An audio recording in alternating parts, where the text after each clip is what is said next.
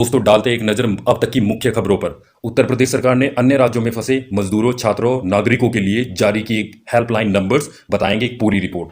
उत्तराखंड सरकार ने अपने राज्यों के लोगों के लिए जो अन्य राज्यों में फंसे हुए हैं जारी किया एक लिंक, कैसे करें पंजीकरण बताएंगे एक पूरी रिपोर्ट। मध्य राष्ट्र सरकार ने अपने यहाँ फंसे उत्तर प्रदेश, बिहार, झारखंड व अन्य राज्यों के मजदूरों, नागरिकों, छात्रों के लिए तैयार की 10,000 बसें, जानेंगे एक पूरी रिपोर्ट। हिंदी फिल्म जगत के दिग्गज अभिनेता ऋषि कपूर नहीं रहे, मुंबई के एक अस्पताल में ली अंतिम सांस। राहुल गांधी ने आरबीआई के पूर्व गवर्नर से बातचीत में मोदी सरकार पर खड़े किए ये सवाल, जानेंगे एक पूरी रिपोर्ट। सीबीएसई छात्रों के लिए एक बड़ी खबर, जानेंगे एक पूरी रिपोर्ट। साथ ही साथ उत्तर प्रदेश बोर्ड के लिए दूरदर्शन पर आज से चलेगी 10वीं और 12वीं की कक्षाएं। साथ ही साथ दिल्ली में लॉकडाउन 3 हफ्ते बढ़ सकता है, जानेंगे एक पूरी रिपोर्ट। साथ ही साथ जानेंगे मौसम का क्या है हाल। ये बता दोस्तों, अगर अभी तक आपने चैनल को सब्सक्राइब नहीं किया तो सब्सक्राइब कर लीजिएगा। जो ये लाल रंग का सब्सक्राइब दिख रहा है इसको जो है दबा दीजिए, इसको सफेद कर दीजिए और साथ ही साथ ये घंटी जो है दबा दीजिए। इससे क्या होगा, सरकार की तरफ से कोई भी घोषणा सबसे पहले आपके पास पहुंच जाएगी। साथ ही साथ आपसे रिक्वेस्ट है कि आप जो है इस वीडियो को लाइक और शेयर और ज्यादा से ज्यादा लोगों के पास पहुंचाएं ताकि उनको भी ये सरकार की घोषणाएं मिल सके। दोस्तों इस चैनल पर बिल्कुल एकदम सच्ची और ऑथेंटिकेटेड न्यूज। दोस्तों आगे बढ़ने से पहले सबसे पहले हम कोरोना की ताजा अपडेट ले लेते हैं। अगर हम बात करें पूरे विश्व की तो अब तक 32,36,000 लोग इस बीमारी से संक्रमित हो चुके हैं, जबकि दुख की बात यह है कि 2,28,600 लोग इस बीमारी से अब तक मर चुके हैं। और राहत की बात यह है कि 10,10,000 लगभग लोग इस बीमारी से अब तक ठीक भी हो चुके हैं। पूरे विश्व में अगर हम अभी संक्रमित जो एक्टिव केस है 19,97,324 अभी एक्टिव संक्रमित केसेस हैं। और अब हम बात करते हैं अपने प्यारे भारत की। दोस्तों अगर अपने प्यारे भारत की बात करें तो कोरोना के अभी टोटल जो मरीज है वो 33,062 मरीज है, जबकि दुख की बात यह है कि 1,079 लोगों ने अब तक इस बीमारी से अपने प्राण त्याग दिए हैं और साथ ही 8,437 लोग इस बीमारी से अब तक ठीक हो चुके हैं। अगर हम अभी संक्रमित मरीजों की संख्या की बात करें तो 23,546 अभी कुल मरीज है अभी भारत। उत्तर प्रदेश राज्य से आ रही है दूसरे राज्यों में फंसे लोगों की वापसी के लिए यहाँ पर योगी सरकार ने हेल्पलाइन नंबर जारी किए। दोस्तों आपको बता दें उत्तर प्रदेश सरकार ने कोटा राजस्थान में फंसे अपने हजारों छात्रों को वहां से निकाला है। साथ ही साथ हरियाणा में फंसे कामगार व श्रमिकों को भी सुरक्षित उनके घर पहुंचाया। आपको बता दें उत्तर प्रदेश सरकार ने दोस्तों आज यानी कि गुरुवार को मध्य प्रदेश में जो उत्तर प्रदेश के कामगार, श्रमिक व नागरिक फंसे हुए उनको घरों तक सुरक्षित पहुंचाने की प्रक्रिया शुरू कर दी गई है। जी हां दोस्तों, आज मध्य प्रदेश से प्रदेश के जो श्रमिक कामगार जो फंसे हुए हैं उनको वापस लाया जाएगा। और साथ ही साथ आपको बता दें अगर आप गुजरात राज्य में फंसे हुए हैं तो कल यानी कि शुक्रवार को गुजरात से जो श्रमिक व कामगार उत्तर प्रदेश के ये छात्र फंसे हुए हैं उनको वापस लाया जाएगा। साथ ही साथ आपको बता दें सीएम योगी आदित्यनाथ ने आज बैठक में सभी राज्यों में फंसे यूपी के कामगारों और श्रमिकों से भावुक अपील भी की है। उन्होंने कहा कि अब तक आप लोगों ने जिस धैर्य का परिचय दिया है उसे बनाए रखें। हम संबंधित राज्य की सरकारों से संपर्क कर सभी को घरों तक सुरक्षित पहुंचाने की विस्तृत कार्य योजना बना रहे हैं। साथ ही साथ अगर आप महाराष्ट्र में फंसे हुए हैं तो आप जो है 7007304242 या 9454401771 पर जो है आप कॉल करके जो है हेल्पलाइन जो उत्तर प्रदेश सरकार ने जो उपलब्ध कराई है, ये महाराष्ट्र में फंसे कामगारों, श्रमिकों के लिए हेल्पलाइन नंबर्स उत्तर प्रदेश सरकार की तरफ से दिए गए हैं।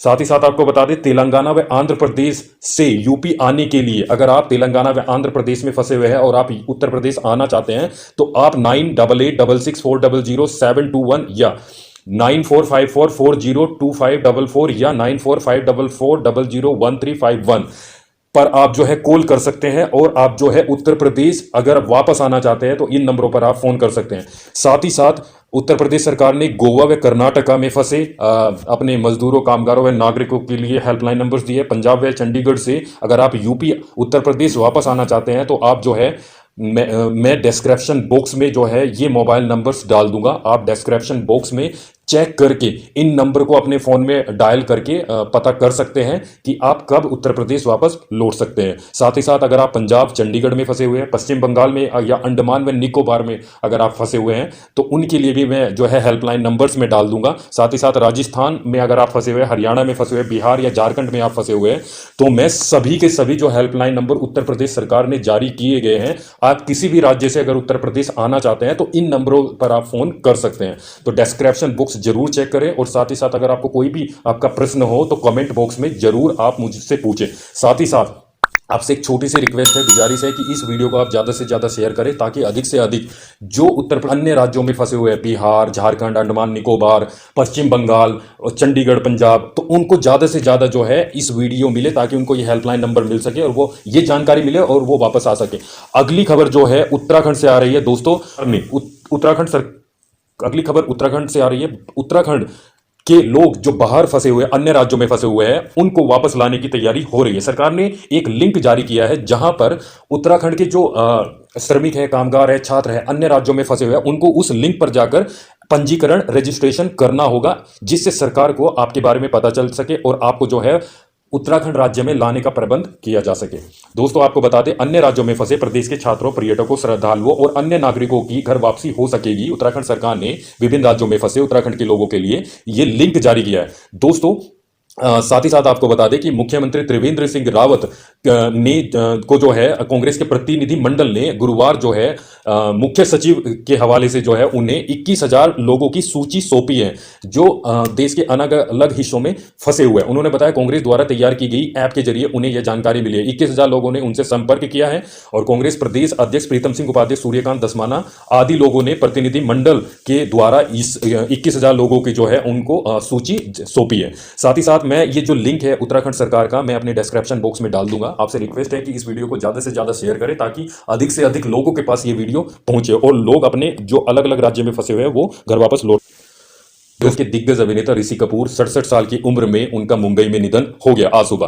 दोस्तों जाने माने अभिनेता ऋषि कपूर का मुंबई के एक अस्पताल में आज निधन हो गया। वह 67 वर्ष के थे। कपूर लंबे समय से कैंसर से जूझ रहे थे।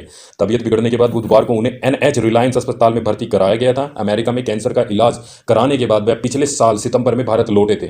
फरवरी में भी तबीयत खराब होने की वजह से उन्हें 2 बार अस्पताल में भर्ती कराया गया था। सबसे पहले अभिनेता अमिताभ बच्चन ने ट्वीट करके इस बात की जानकारी दी, ऋषि कपूर का निधन हो गया है। दोस्तों सोशल मीडिया पर अमिताभ की इस ट्वीट के सामने आते फैंस और सितारों ने श्रद्धांजलि देना और शोक जाहिर करना शुरू कर दिया है। सो हम भी अपने इस चैनल की तरफ से दिग्गज अभिनेता ऋषि कपूर को श्रद्धांजलि देते हैं और उनको। अगली बड़ी खबर महाराष्ट्र से आ रही है। प्रवासी मजदूरों को, जी हां, महाराष्ट्र सरकार ने प्रवासी मजदूरों को उनके राज्य घर भेजने के लिए 10,000 बसें तैयार की।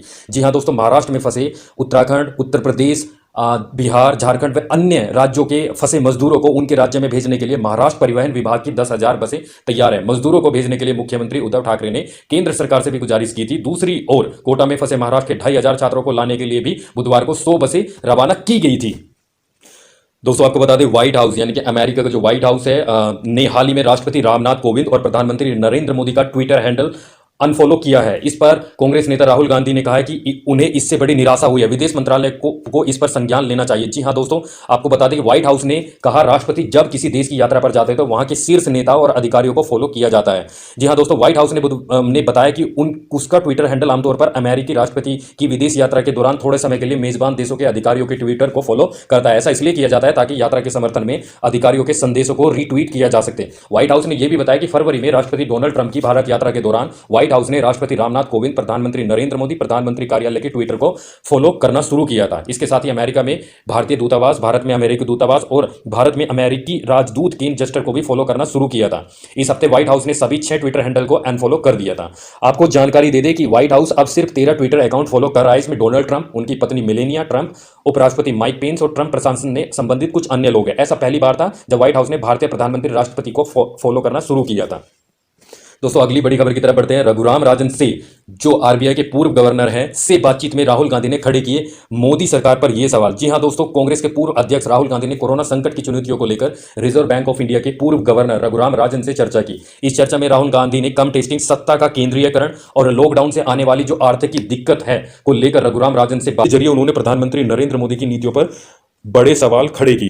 दोस्तों राहुल गांधी ने कोरोना टेस्टिंग को लेकर सवाल किया। इस पर रघुराम राजन ने कहा कि अगर हम अर्थव्यवस्था को खोलना चाहते हैं तो टेस्टिंग की क्षमता को बढ़ाना होगा, हमें मास टेस्टिंग की ओर जाना होगा। इस साथ भारत में नौकरियों पर पड़ने वाले असर पर भी सवाल किया। राहुल गांधी ने सवाल किया कि कोरोना संक्रमण से नौकरियों पर क्या असर पड़ेगा। इस पर जवाब देते हुए रघुराम राजन ने कहा कि आंकड़े बहुत ही चिंतित करने वाले हैं। CMII के आंकड़े देखें तो पता चलता है कि कोरोना संकट के कारण करीब 10 करोड़ और लोग बेरोजगार हो जाएंगे। 5 करोड़ लोगों की तो नौकरी जाएगी, करीब 6 करोड़ लोग श्रम बाजार से बाहर हो जाएंगे।